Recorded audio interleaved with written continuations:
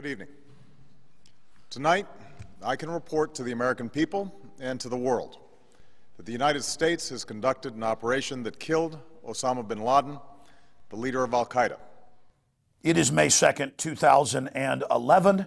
Yesterday, May Day, May 1st, President Obama addressed the nation late Sunday evening to say that just hours before, Osama bin Laden had been killed in the middle of a major populated city in a palace compound.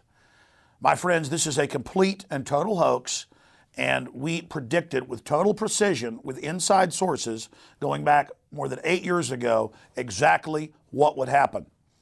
It's on record that Steve Pieczenik, who worked as the top deputy to Henry Kissinger, and who also is a high-level Council on Foreign Relations member, was interviewed back in April of 2002 and said that bin Laden was dead and that was on ice, and that in the future he would be used at a politically expedient time to bolster the government in the eyes of the people.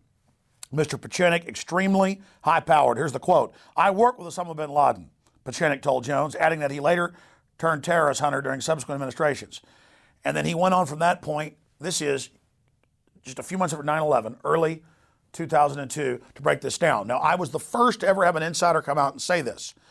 Then Madeleine Albright in 2003, on December 17th, went on Fox News program and said that he was dead and on ice, and that the Bush administration was thinking about rolling him out during the 2004 election if they needed it. But then because of that coverage, the inside baseball was they didn't. Now, even before she went public, a year and a half after I first broke this news, I had a White House source here in Austin, Texas. You know, a lot of folks live here in Austin, but we're also in the Bush administration because they came from Texas.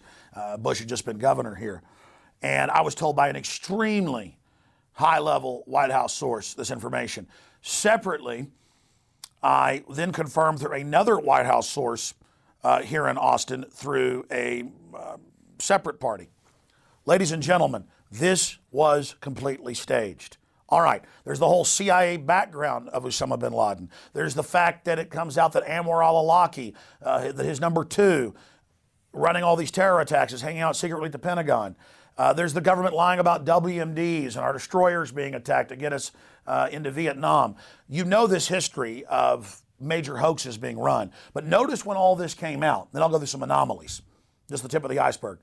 This all came out right at the time that Obama's approval rating was dropping like a rock, an all-time low this far into a president's administration, as the dollar's dropping, as support for Iraq, Afghanistan, Libya, and the drone attacks in Pakistan was imploding, right as the Pakistanis were threatening to kick the U.S. out of Pakistan and to kick their drones out. Right as this happens, there's this big propaganda victory, and what do?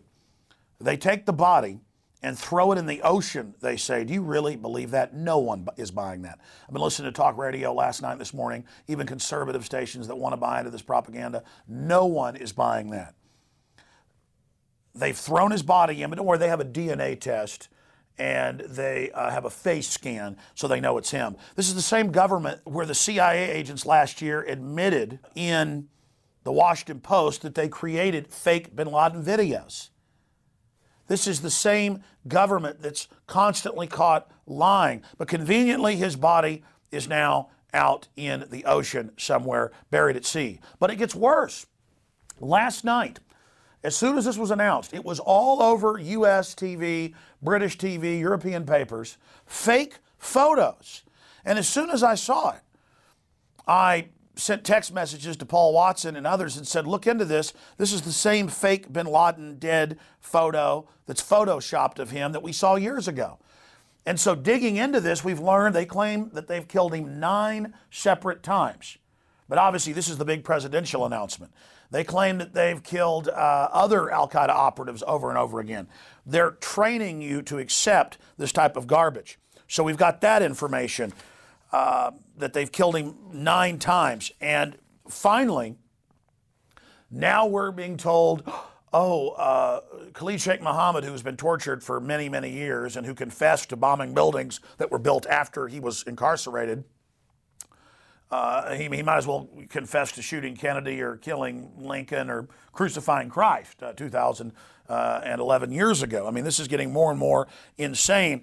All the usual suspects, the Adam Gadon, the grandson of the former head of the ADL, the Zawahiri, all of them are running around saying, we're going to get you. And Khalid Sheikh Mohammed is saying from Guantanamo that if they kill bin Laden, nukes will go off.